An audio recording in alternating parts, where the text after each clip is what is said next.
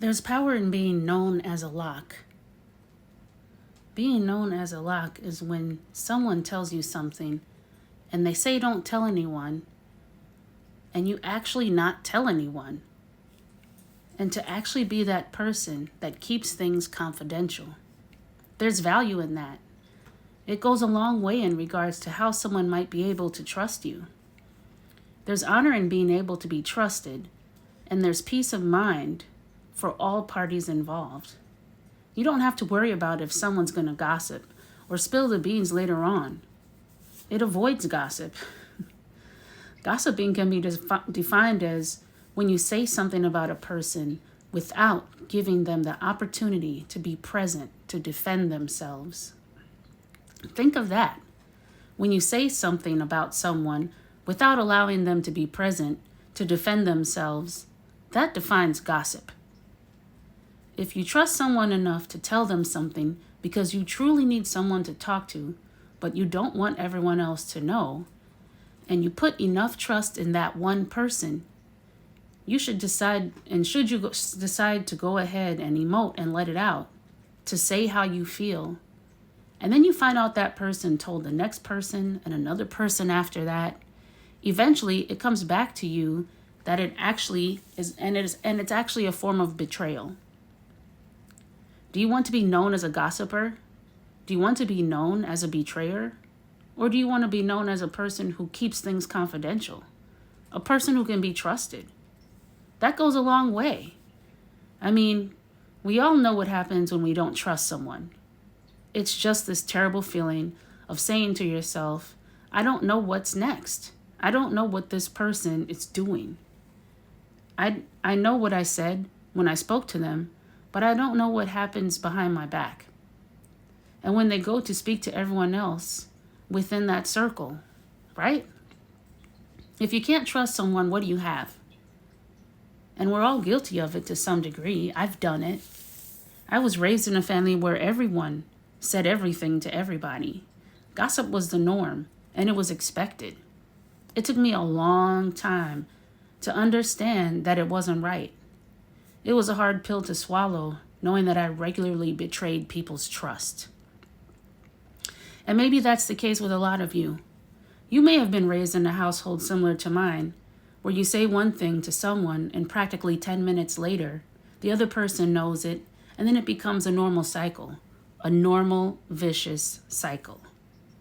And then, since you were raised with this culture of gossip and betrayal, you eventually grow up, going out into the world as an adult with that instinctive, seemingly normal habit. You do it at work, which is gossip and sometimes considered slander. They use those same words to describe your character, and you aren't prepared to explain why. Those are tough words to be labeled as, you know. And when you did it in school, you couldn't understand why you may have been called nosy or a busybody. All these things. When all you have to do is just keep things confidential and not gossip. Now, becoming aware of this tendency is something you can practice correcting. It's something that you can take some time to work on. It may take a while to shake off habits that you were raised with that are practically subconscious can be challenging. When you were raised in an environment where damaging habits are the cultural norm, anytime you're identifying something that you've been raised in, it's like this big breakthrough moment, like, wow, oh man, I did that many times. And when you identify something you've been raised in that you don't actually agree with in your independent adult life, you can quietly say to yourself, well, I was taught that way, but that's not who I want to be. I don't want to be that person that's like this. It's this big breakthrough revelation moment for some. It's like the clouds in the sky open up. Ah. And you're like, oh man, I want to work on that. Where do I start? Well, you can start by forgiving yourself for your past actions because you didn't really know. You didn't know to the extent of that habit. Your guardian angels or your higher power that you believe in recognize your efforts and progress.